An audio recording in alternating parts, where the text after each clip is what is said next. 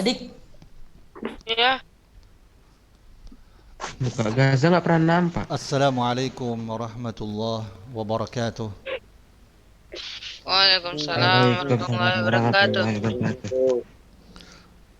Sehat? Alhamdulillah, wassalatu wassalamu ala rasulillah wa ala alihi wa sahbihi wa mawalah. Iya, anak-anak Ustaz yang Ustaz cintai dan Ustaz banggakan, mari kita bersyukur kepada Allah Subhanahu wa taala atas seluruh nikmat dan karunia-Nya yang masih Ia berikan kepada kita. Kemudian salawat dan salam kepada Rasulullah sallallahu alaihi wasallam dan seluruh para sahabatnya serta para pengikutnya sekalian. Anak-anak Ustaz yang Ustaz cintai dan Ustaz banggakan, kaifa halukum al-yaum? Khair Khair. Ustaz. Ya. Khair. Ya, alhamdulillah. Nah, ya, anak-anak Ustaz yang Ustaz cintai, pada minggu yang lalu kita membahas tentang pembahasan rohan ya, jaminan hutang ya dengan barang ya. Ya, yang mana barang ini nantinya ya bisa dimungkinkan untuk melunasi hutang ya melalui barang ini. Ya, apabila ketika orang yang berhutang ini tidak mampu untuk melunasinya. Ya, jadi rohan ini adalah jaminan hutang ya, jaminan hutang itu dengan barang. Ya, dan barang yang dijadikan jaminan itu hendaknya adalah jaminan yang bisa dijual. Ya, bisa dijual. Yasihu fi kulli ainin yajuzu bai'uha. Jadi sah pada setiap barang yang dijadikan barang gadai yang boleh diperjualbelikan. Namun kalau dia tidak boleh diperjualbelikan, maka enggak boleh dijadikan sebagai barang jaminan. Ya, sebagai gadai, yaitu barang gadai. Ya, misalkan apa? Wakaf. Ya, ya, wakaf tanah ya yang sudah diwakafkan, ya kan, masjid yang sudah diwakafkan, ya, dan begitu juga yang tidak boleh dijual seperti contohnya seperti anjing, ya, babi, ya, ini tidak sah ini menggadaikan dengan sesuatu yang tidak boleh dijual, ya, yang tidak boleh dijual. Nah, anak-anak Ustaz yang Ustaz banggakan, orang yang ya menggadaikan, ya, orang yang menggadaikan, ya, itu hendaknya ya statusnya adalah orang yang boleh bertindak, yaitu orang yang berwenang mengurusi harta tersebut atau pemilik barang gadai tersebut. Ya, jadi la yasihu illa min ini kelewatan ini ya. Tidak ada di sini. Jadi tidaklah boleh, ya, tidaklah boleh, ya, orang yang menggadaikan itu dia tidak punya wewenang terhadap yang dia gadaikan itu. Jadi hendaknya status orang yang menggadaikan adalah orang yang boleh bertindak dan berwenang mengurus harta, atau dia adalah pemilik barang gadaian atau pihak yang diberi izin untuk menggadaikannya. Ya. Jadi status orang yang menggadaikan itu adalah orang yang boleh bertindak dan berwenang dalam pengurusan harta tersebut. Ya. Kemudian anak-anak Ustadz yang Ustadz cintai, nah disyaratkan untuk mengetahui kadar, jenis dan sifat gadai itu. Jadi harus tahu kita kadarnya, ukurannya, kemudian jenisnya itu, sifatnya bagaimana. Nah, itu dipersyaratkan untuk mengetahuinya. Ya. Kemudian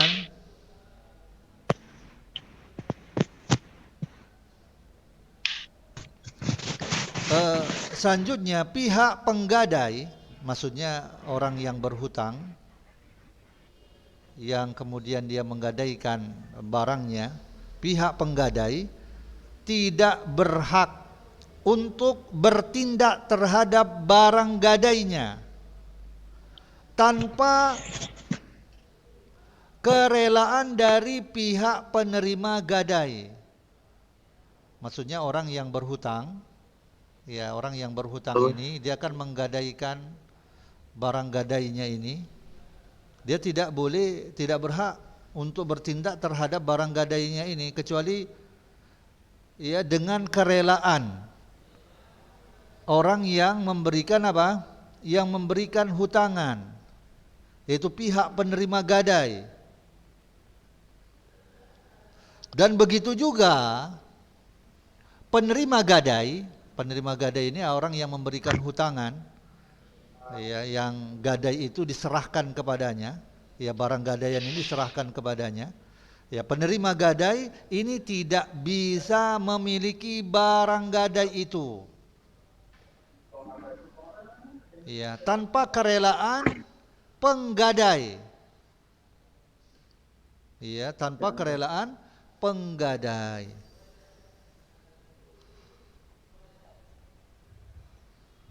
Kemudian penerima gadai, ya, penerima gadai tidak boleh, penerima gadai ini orang yang memberikan hutangan, yang barang gadai ini diserahkan oleh orang yang berhutang ini kepadanya. Jadi, penerima gadai ini tidak boleh memanfaatkan dari barang gadai itu, nggak boleh dimanfaatkan. Yaitu orang yang memberikan hutangan ini, yang penerima gadai ini tidak boleh memanfaatkan dari barang gadai yang diberikan oleh yang berhutang ini, kecuali kalau barang gadainya itu dalam bentuk hewan yang dikendarai, ya kuda, ya, atau yang lainnya, atau hewan yang bisa dikendarai, ya sapi. Kecuali barang gadai dalam bentuk hewan yang dikendarai atau diperah susunya, ya, atau diperah susunya, ya, maka dia boleh mengendarainya dan boleh memerah susunya apabila dia menafkahinya, maksudnya memberikan makan kepada binatang tunggangan tersebut atau binatang yang bisa diperah susunya. Artinya dia memberikan nafkah, diberikan makan, diberikan rumput, dicarikan rumput, maka boleh, ya, dikendarai hewannya tersebut, ya boleh dia perah susu dari binatang yang dia, ya, berikan makan kepadanya. Ini boleh.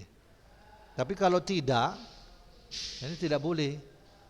Nah, kalau yang memang yang memberikan barang gadai ini, dialah yang mencarikan makan untuknya, maka penerima gadai ini nggak boleh memanfaatkannya. Iya, jadi ini harus kalau dia itu menafkahinya.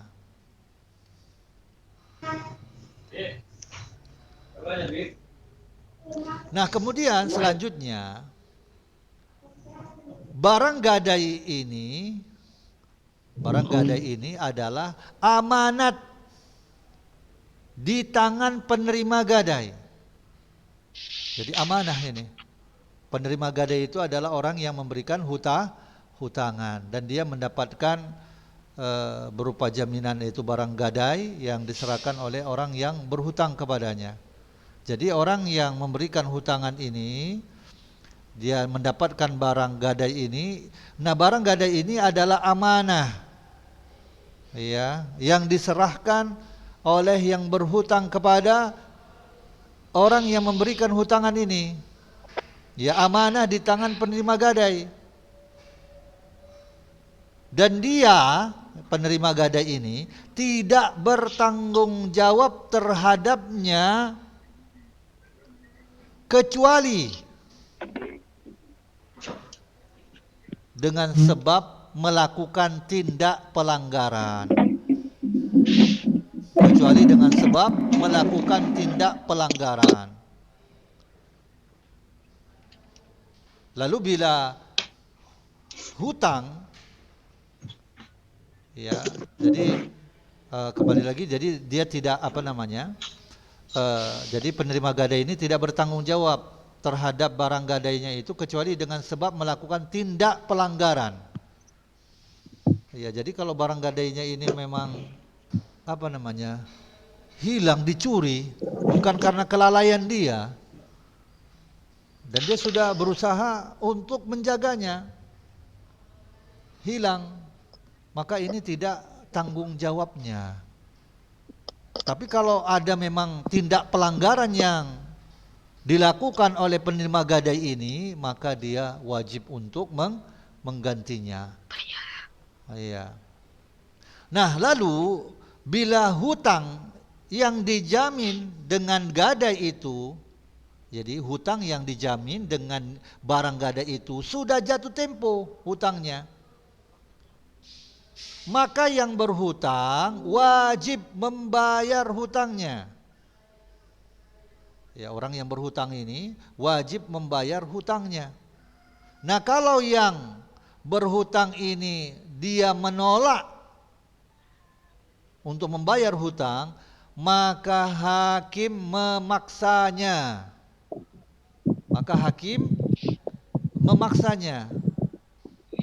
Ya, dipaksa oleh hakim untuk bayarkan hutangmu.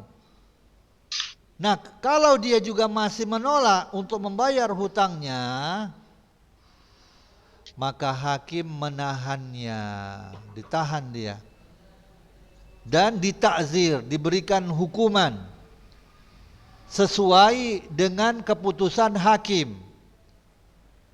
Ya, jadi hukuman-hukuman yang keluar dari kebijakan hakim, ini ya. Sehingga dia membayarkan kewajibannya, ya, untuk membayar hutang,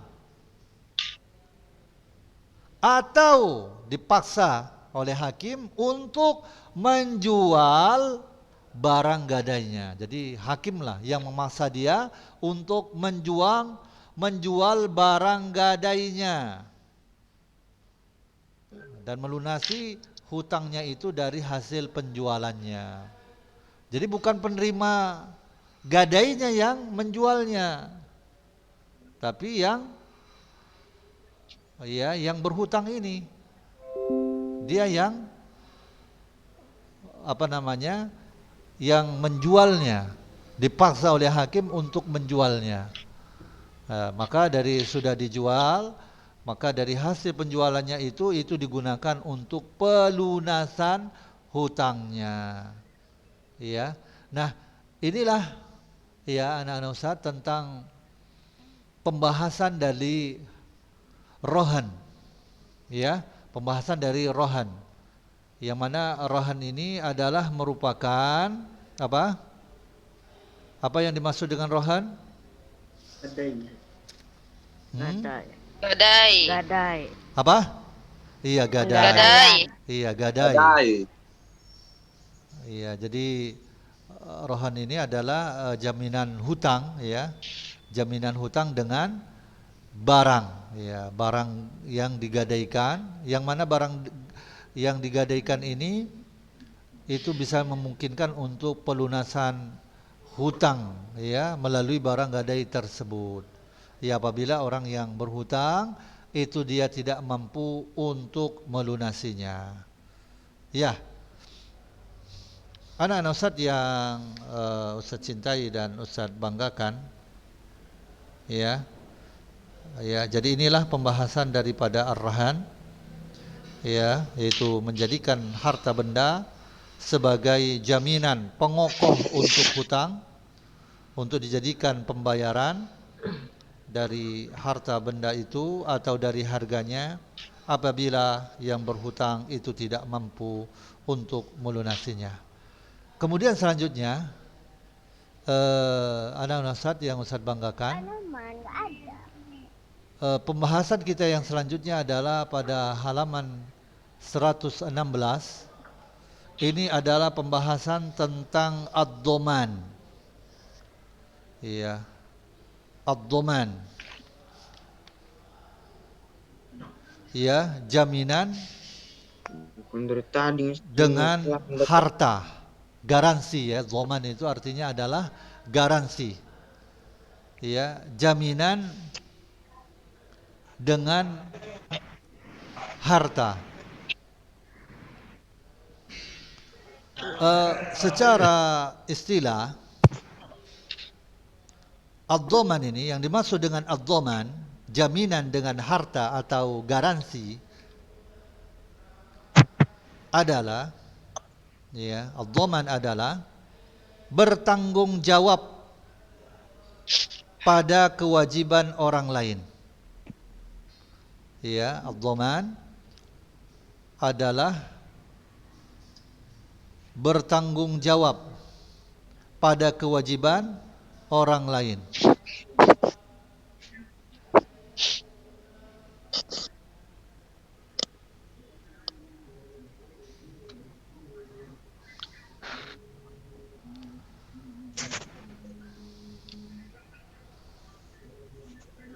Sat.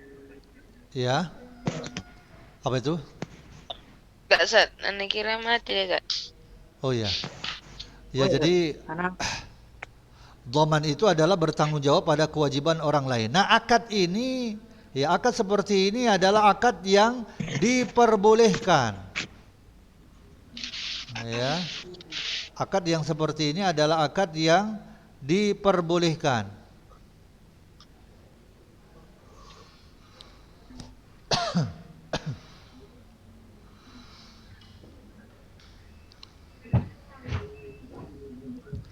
Nah, anak-anak Ustadz yang Ustadz cintai,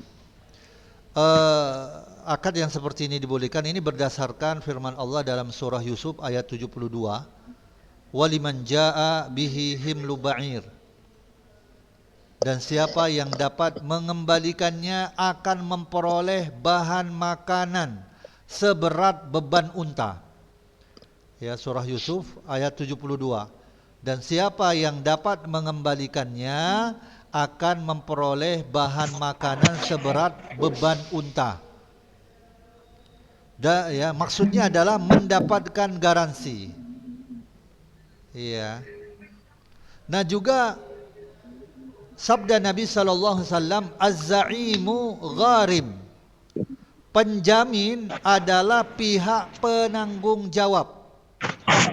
Ya, Nabi SAW bersabda, penjamin adalah pihak penanggung jawab. Nah, para ulama itu telah bersepakat atas bolehnya akad dhaman ini, yaitu bertanggung jawab pada kewajiban orang lain. Ya, ya, karena memang hajat itu menuntutnya, dan ia termasuk bab menunaikan hajat. tolong menolong yang diperintahkan oleh syariat. Nah, dhaman ini ya bertanggung jawab pada kewajiban orang lain ya. Dan secara istilah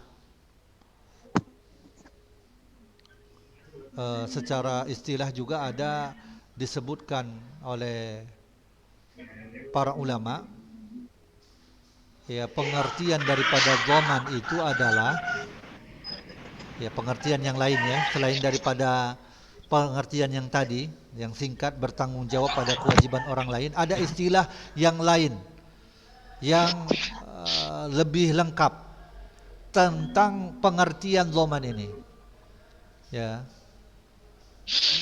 Pengertian yang lain yang ini lebih lengkap adalah menyatukan tanggung jawab penjamin. Menyatukan tanggung jawab penjamin kepada tanggung jawab orang yang dijamin. Ya, menyatukan tanggung jawab penjamin kepada tanggung jawab orang yang dijamin dalam komitmen untuk menunaikan hak wajib, dalam komitmen untuk menunaikan hak wajib, baik di waktu itu atau di masa yang akan datang. Nah, ini definisi dari dhaman. Sama juga definisi dari kafalah. Ya, sama ya, kafalah dan atau dhaman, ini sama ya. Ya, dhaman istilah yang lainnya adalah kafalah. Yaitu menyatukan tanggung jawab penjamin kepada tanggung jawab orang yang dijamin dalam komitmen untuk menunaikan hak wajib baik di waktu itu atau di masa yang akan datang. Nah, rukun dhaman atau rukun kafalah ada 5. Ya, rukun ad-dhaman ada 5. Yang pertama adalah ad-dhamin, adanya ad-dhamin, orang yang menjamin atau penjamin. Ya, rukun yang pertama adalah ad-dhamin, orang yang menjamin. Yang kedua adalah al-madmun lahu. Yang kedua adalah al-madmun lahu, ya rukun dhaman yang kedua al-madmun lahu. Al-madmun lahu. Al-madmun lahu artinya orang yang diberikan jaminan.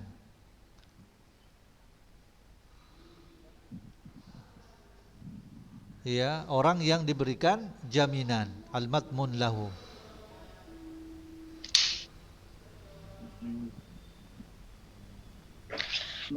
Yang ketiga al-madmun anhu.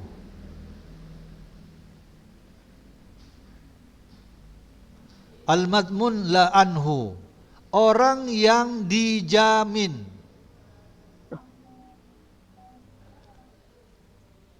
Al-madmun anhu, orang yang dijamin.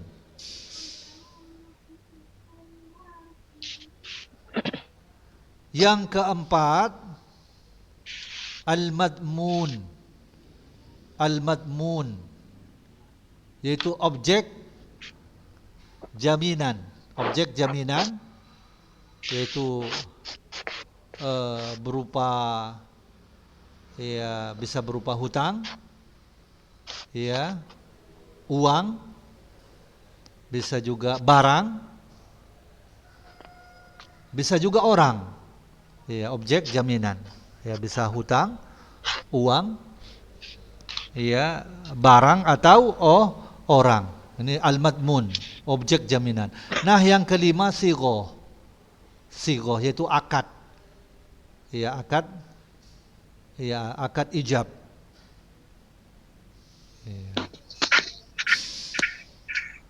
Nah, kita ada waktu sedikit lagi ya. Kemudian selanjutnya di sini ada syarat. Ya, ada beberapa syarat. Tadi rukun itu sudah apa ya? Rukun ada 5. Nah, di sini ada beberapa syarat. Ya. Pertama adalah syarat untuk ad-dhamin. Orang yang menjamin. Ya, orang yang memberikan jaminan, syaratnya syaratnya dia harus balik. Ya, syarat untuk ad-dhamin, orang yang memberikan jaminan, dia harus balik, berakal, merdeka, ya, bebas, ya, dia merdeka dalam mengelola harta bendanya, ya, ya, dia bebas dalam mengelola hartanya, harta bendanya, yaitu tidak dilarang membelanjakan hartanya, ya.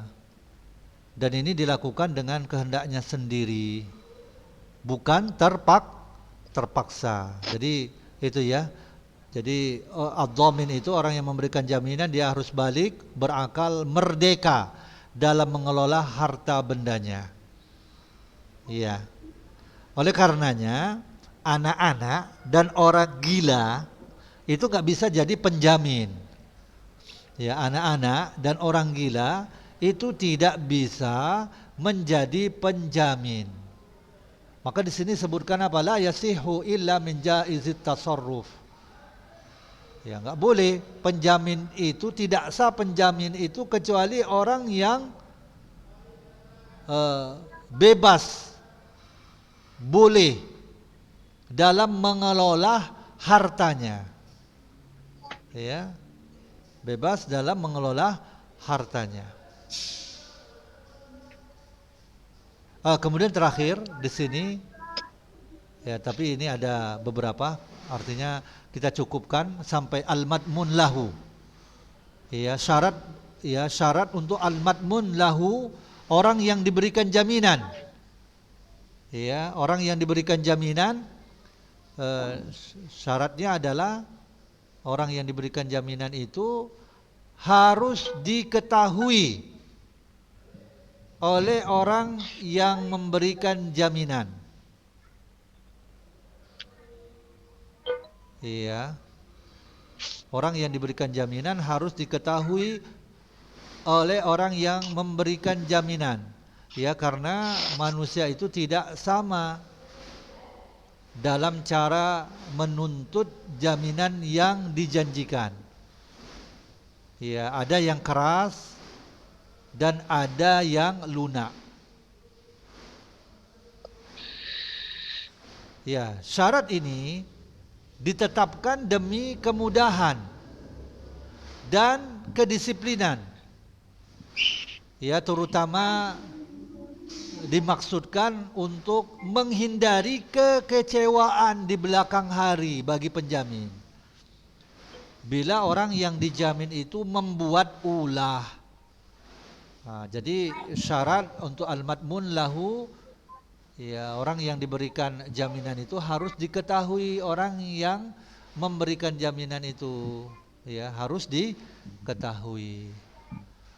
Anak-anak Ustaz yang Ustaz cintai, ya, ada tinggal berapa menit lagi? Oh, ada 2 menit lagi ya. Ya, ada 2 menit lagi. Jadi orang yang diberikan jaminan itu harus diketahui oleh orang yang memberikan jaminan. Ya, karena ya manusia itu tidak sama dalam cara menuntut jaminan yang dijanjikan. Ada yang keras dan ada yang lunak. Nah, syarat ini ditetapkan demi kemudahan dan kedisiplinan, terutama dimaksudkan untuk menghindari kekecewaan di belakang hari bagi penjamin. Bila orang yang dijamin itu membuat ulah. Ya, membuat ulah. Ya, insyaallah nanti syarat yang selanjutnya untuk al-madmun anhu, ya, nanti, dan begitu juga al-madmun, ya, dan juga sigot. Insyaallah nanti kita akan sebutkan pada minggu depan ya, insyaallah. Ya mungkin ini saja yang bisa Ustaz sampaikan. Lebih dan kurang Ustaz mohon maaf bila ada kebaikannya itu datangnya dari Allah Subhanahu wa taala, dan Ustaz meminta kepada kalian untuk mengirimkan ya apa yang kalian catat, ya kalian foto kemudian kirimkan ke Ustaz ya. Ya, itu saja. Wassallallahu ala nabiyina Muhammad wa ala alihi washabbihi wasallam. Wassalamualaikum warahmatullahi wabarakatuh. Waalaikumsalam warahmatullahi wabarakatuh. Waalaikumsalam warahmatullahi wabarakatuh. Iya.